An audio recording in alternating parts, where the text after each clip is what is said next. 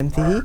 और बहुत बहुत धन्यवाद आपको बताना चाहेंगे, लगातार भक्तों की भीड़ बढ़ती जा रही है। इसके साथ ही पार्थिव शिवलिंग की अगर बात की जाए, पार्थिव शिवलिंग की पूजा की जाती है जिससे सभी कष्ट दूर हो जाते हैं। सह परिवार पार्थिव शिवलिंग बनाकर शास्त्र विधि से आपको पूजन करनी चाहिए। सुख समृद्धि से भगवान को खुश करना चाहिए। रोग से अगर कोई पीड़ित व्यक्ति है तो वो महामृत्युंजय मंत्र का भी जो है जाप कर सकता है। बताना चाहेंगे, रोग से पीड़ित लोग महामृत्युंजय मंत्र जाप कर सकते हैं। दुर्गा सप्तमी की अगर मंत्रों की बात की जाए वो भी आप जाप कर सकते हैं। बताना चाहेंगे पूजन विधि के बारे में, तो वही दूध से भगवान का अभिषेक किया जाता है। बताना चाहेंगे भगवान शिव का अभिषेक दूध से करना अति ही उत्तम माना जाता है। कहते हैं कि अगर किसी के परिवार में कलह या फिर कोई परेशानी होती है तो दूध चलाने से घर में शांति आती है। यदि आपके कार्यस्थल पर भी ऐसा माहौल बनता है तो आप भगवान शिव पर दूध से अभिषेक जरूर करें। तो वही मान्यता के अनुसार ही अगर कोई व्यक्ति भगवान शिव के दही से अभिषेक करता है तो उसका काम और समस्याएं जरूर ही दूर हो जाती हैं।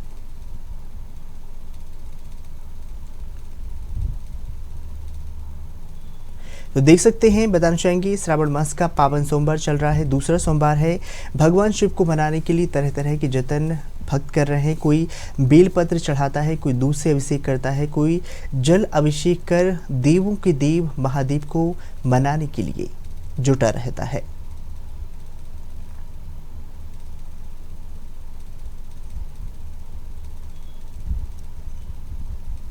तो आपको बताना चाहेंगे भगवान शिव का अभिषेक आप चीनी के साथ भी कर सकते हैं। ऐसी मान्यता है कि जो व्यक्ति भगवान शिव का अभिषेक चीनी के साथ करता है वह विद्वान होता है, साथ ही व्यक्ति बुद्धि काफी तेज हो जाती है।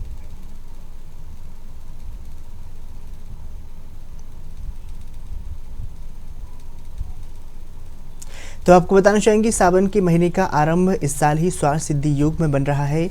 सावन की शुरुआत 22 जुलाई से हो गई है और समापन की अगर बात कर ली जाए 19 अगस्त को होगा। मनोकामना पूर्ति और धन लाभ पाने के लिए बेहद ही शुभ योग है, प्रभावशाली योग है। सावन में रुद्र अभिषेक करवाने का एक अपना ही महत्व होता है। कुछ लोग मनोकामना पूर्ति के लिए मंदिर या फिर पंडित जी के माध्यम से भगवान शिव का रुद्र अभिषेक करवाते हैं। अगर आप भी काफ़ी समय से भगवान शिव का रुद्र अभिषेक करवाने के बारे में सोच रहे हैं, इस साल स्वार्थ सिद्धि का योग बन रहा है।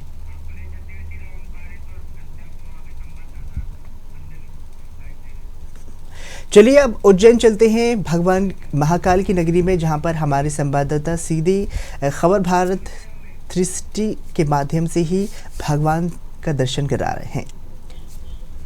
तो घनश्याम जी, किस तरह का वहां पर माहौल देखने को मिल रहा है, क्योंकि श्रावण मास की अगर बात की जाए दूसरा सोमवार है, किस तरह का उत्साह वहां पर देखने को मिल रहा है? श्रावण मास का दूसरा सोमवार है और जी का तांता लगा हुआ सुबह 4 बजे से ही।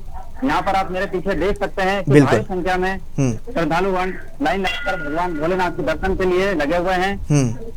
और एक बात और बताना चाहूंगा कि हमारे संभाग आयुक्त माननीय दीपक सिंह जी भी आज यहाँ पर सपत्नी सहित जी भगवान भोलेनाथ के लिए अभिषेक के लिए यहाँ पर पहुंचे हैं जी, जहाँ पर भारी संख्या में व्यवस्थाएं प्रशासन ने कर रखी है। क्योंकि श्रावण का दूसरा सोमवार है, पहले सोमवार में भगवान ओंकारेश्वर ज्योतिर्लिंग मंगलेश्वर ज्योतिर्लिंग ने नगर भ्रमण किया था, तो वहीं आज दूसरे सोमवार में भगवान गौमुख घाट से जलाभिषेक होने के बाद गौमुख घाट से होते हुए बालवाड़ी, पुराना बस स्टैंड एवं जेपी चौक से रात्रि में भगवान ओंकारेश्वर ज्योतिर्लिंग मंगलेश्वर ज्योतिर्लिंग अपने मंदिर को पहुंचेंगे। तो वहीं सारी तैयारियां हमारे मंगलेश्वर ज्योतिर्लिंग के मुख्य पुजारी जो कि हमारे साथ जुड़े हैं वो आपको बताएंगे विस्तृत में जानकारी। जी घनश्याम जी, उनसे बात कीजिए पंडित जी से और उनसे पूछिए कि किस तरीके से भगवान को मनाने के लिए विशेष पूजा अर्चना की जाए।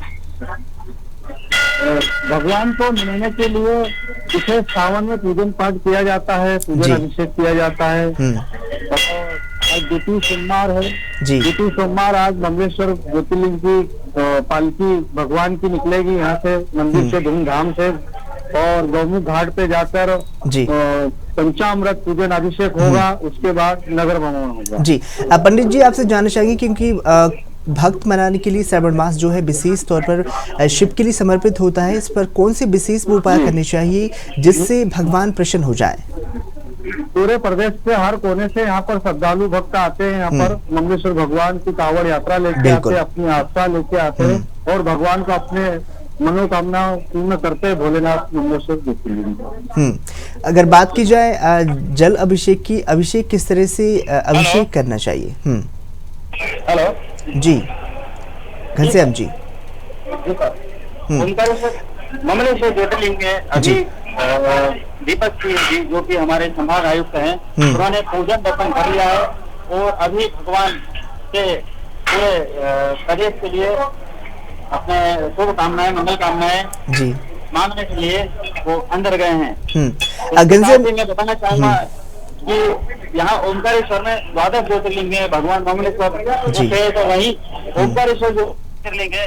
राजा मांधाता ने यहाँ पर तपस्या की थी, तब भगवान प्रकट हुए थे और भगवान ने उनको यहाँ आशीर्वाद स्वरूप यही विराजमान होने के लिए कहा गया था, तभी से भगवान ओमकारेश्वर ज्योतिर्लिंग यहाँ पर विराजमान है। घनश्याम जी, हम पीछे आपके देख सकते हैं किस तरह से लगातार भक्तों की भीड़ जो है बढ़ती जा रही है, भगवान को मनाने की कोशिश की जा रही है, बेलपत्र चढ़ाया जा रहा है। तो हम आपसे आग्रह करेंगे कि जरा श्रद्धालुओं से बात कर पूछे किस तरह से विशेष पूजा की जा रही है।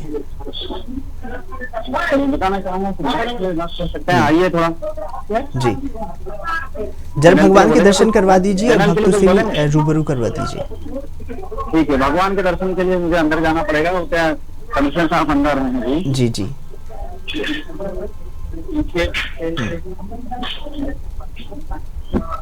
बताना चाहूँगा हमारे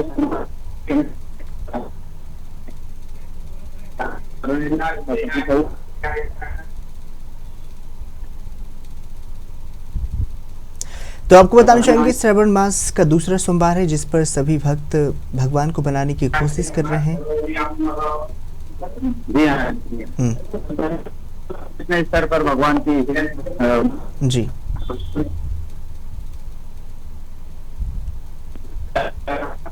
भगवान के पूजन में लगे हैं, भगवान की पूजा अर्चना कर रहे हैं, तो कोई शिवलिंग के पूजन पाठ कर रहे हैं अपने अपने तरीके से उनका मत से।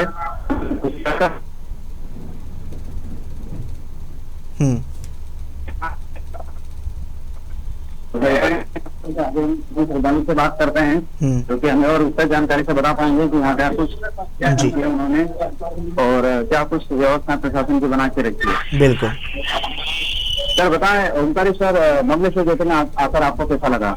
बहुत अच्छा लगा। यहाँ की जो है व्यवस्था जो है बहुत अच्छी है और सभी भक्तों को जो है बराबर भगवान दर्शन दे रहे हैं और बहुत अच्छा यहाँ पे भगवान के भक्तों को मनोरथ होते हैं यहाँ पे। और ओमकारेश्वर में मंगलेश्वर में दोनों जगह जो है बहुत प्रशासन की बहुत अच्छी व्यवस्था है और सभी भक्त लोग जो है बिना धक्का मुक्की के, बिना परेशानी के जो है भगवान के दर्शन कर रहे हैं। मैं सभी प्रशासन को भी धन्यवाद देता हूँ और भगवान भोलेनाथ के दिन के पास बनी रहे। बोलिए शंकर भगवान की। आप कहाँ से पता रहे हैं सर? बुरहानपुर से आए हैं। बुरहानपुर से। तो हमारे साथ ये जुड़ चुके थे बुरहानपुर से, वो श्रद्धालु थे, इन्होंने भारी मशक्कत के बाद भगवान ओमकारेश्वर मंगलेश्वर के दर्शन किए हैं। तो वही हमने और भी श्रद्धालुओं से बात करना चाहेंगे, यही हमारे जी बाहर आ चुके हैं और साथ ही कुछ व्यवस्थाएं प्रशासन ने सुविधा कर रखी है। तो यहाँ ये पार्थेश्वर शिवलिंग होता है। मैं बताना चाहूंगा कि पार्थेश्वर शिवलिंग का जो अपना महत्व है, यहाँ पर मैं पंडित जी से भी जानना चाहूंगा कि पार्थेश्वर शिवलिंग में क्या कुछ महत्व होता है। आज उन्होंने अभी का भी जी घनश्याम जी का भी पूजन। जी आपकी थोड़ा वीडियो अटक रही है, अब जरा नेटवर्क में आपकी फ्रेंड थोड़ी थोड़ा नेटवर्क में आइए। अभी आ रहा है? हेलो जी हाँ, कुछ साफ अभी आ रहा है वीडियो प्रॉपर? मैं बताना चाहूंगा कि हमारे साथ पंडित जी जुड़ चुके हैं जो कि पार्थेश्वर पूजन करवाते हैं जी। ये आपको विस्तृत जानकारी देंगे कि पार्थेश्वर शिवलिंग क्या होता है, इससे क्या महत्व होता है, बिल्कुल क्या कुछ इसके ये होता है। आइए पंडित जी इधर, पंडित जी बताएंगे आपको पार्थेश्वर शिवलिंग के क्या कुछ महत्व होता है।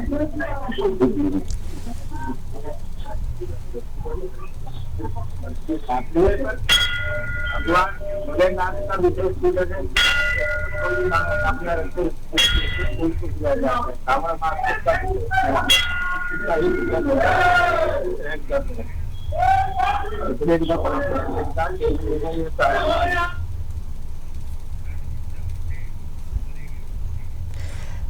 तो आपको बताना चाहेंगे शिव की शक्ति में ही सभी लोग डूब गए हैं। तस्वीरें देख सकते हैं किस तरह से भारी भक्तों की भीड़ देखने को मिल रही है। भगवान की भक्ति में सभी भक्त डूबे हुए हैं। शिव की कृपा से सभी लोग दूर दूर से हजारों किलोमीटर की यात्रा तय कर ही भगवान के शिवालयों पर पहुंचते हैं। तो इसके साथ ही अगर बात की जाए सावन में स्वास्थ्य सिद्धि योग की, तो बेहद ही महत्वपूर्ण सोमवार का व्रत माना जाता है। हिंदू धर्म शास्त्रों के अनुसार ही चतुर्थमास प्रारंभ होने पर आने वाला पहला सावन का माह रूढ़ी परंपरा के अनुसार ही इस माह में व्रत आदि शुरू हो जाते हैं। इस माह को पवित्र कहा जाता है। इस माह में सावन सोमवार, नागपंचमी, मंगलागौरी पूजन, जन्माष्टमी, नारियल पूर्णिमा और रक्षाबंधन, तो वही कई व्रत ऐसे आते हैं जिस पर लगातार भगवान शिव को मनाया जाता है। बताना चाहेंगे 21 और 28 अगस्त से ही 4-11 सितंबर को ही लगातार भगवान शिव के व्रत पड़ रहे हैं। शिव मंदिर में पूजन अर्चन किया जा रहा है।